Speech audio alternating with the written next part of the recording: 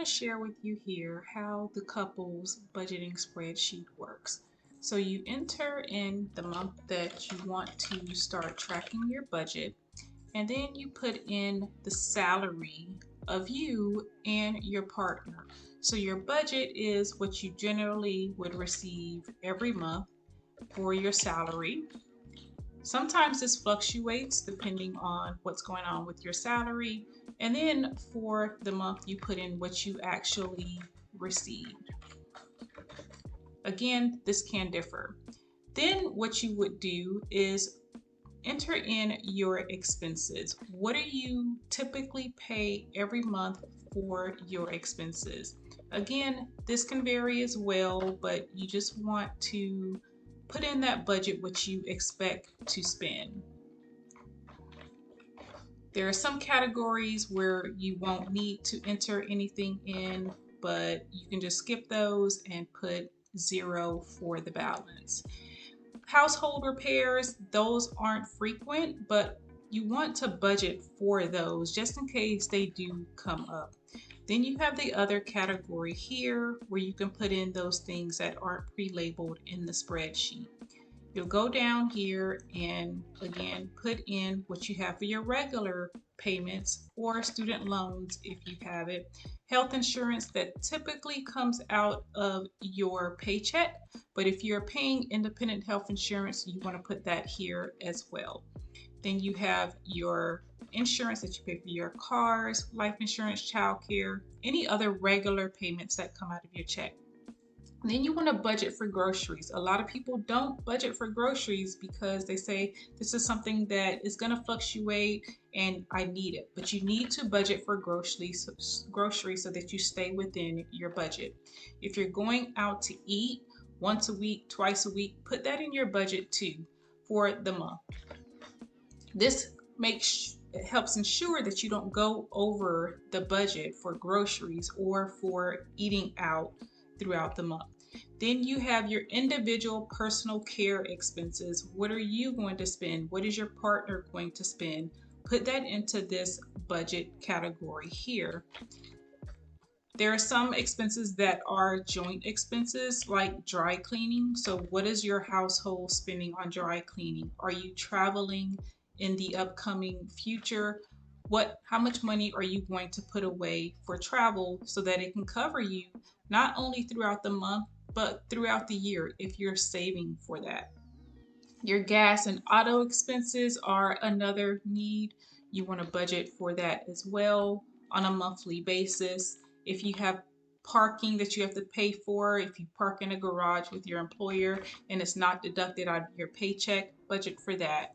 Now, there's a debate on whether or not donating tithes to your church is a need or a want. So I put that in the miscellaneous category, depending on what your preference is. So, typically people pay 10% of their income for tithes. And then if you have any gifts that you are saving for the holidays or for birthdays or anniversaries, you want to budget for that as well. And then you want to put some money away for your savings. Typically that's 20% of your income. And again, this is to also set up that emergency savings. So if those unexpected expenses occur, you have some money that's set aside, and for incidentals like travel if you want to purchase souvenirs. And throughout this spreadsheet, there's also other where you can change this to fit your personal needs. Now, this is what you budgeted for, $6,550 per month for expenses. And on the other tabs of the worksheet where it's yellow, you're going to put in what you actually spent. Now, you'll see that the November carries over into the spreadsheet. So what we'll do, you'll see that the spreadsheet is segmented based on who is entering in the data. So we'll enter in our names here so it can carry over through week 2 through 5 expenses. And as you go throughout the month, you'll track your expenses and who's responsible for paying for what. So we'll say here that Michelle is responsible for $750 of the rent, and then there's still the remainder $250. So Michael will pay $250. Then who's responsible for electric? What portion of that? Are you doing a 60-40, or is one spouse responsible for the electric bill? Is the other spouse responsible for the electric? And you would enter in what you're paying for that. So in this instance, they are splitting what they're paying for electric. So Michelle's paying $150 and Michael's paying $150 as well.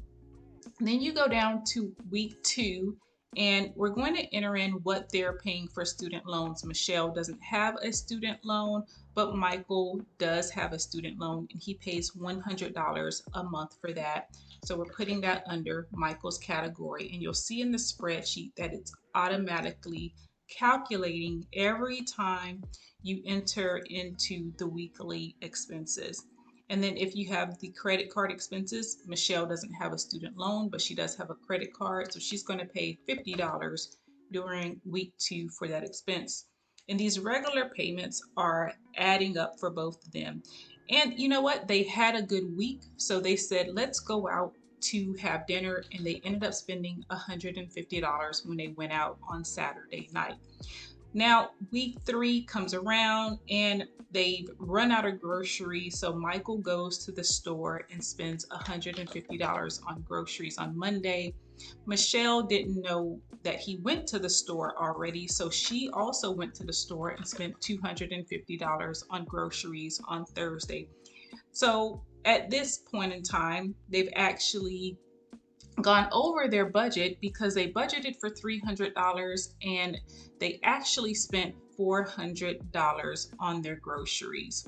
They also have where they wanted to save $750, so they get to the end of the month and they both decided that they were going to save a portion of their income on this Friday because they've done well. And Michelle said she put away $500 and Michael said he put away $400 of his income. So they've come to a conclusion because this month there's only 4 weeks in the month where they had $6,550 for their total expenses. They had budgeted and then they actually spent $2,900. So their total income minus their total expenses for the month was actually $3,600.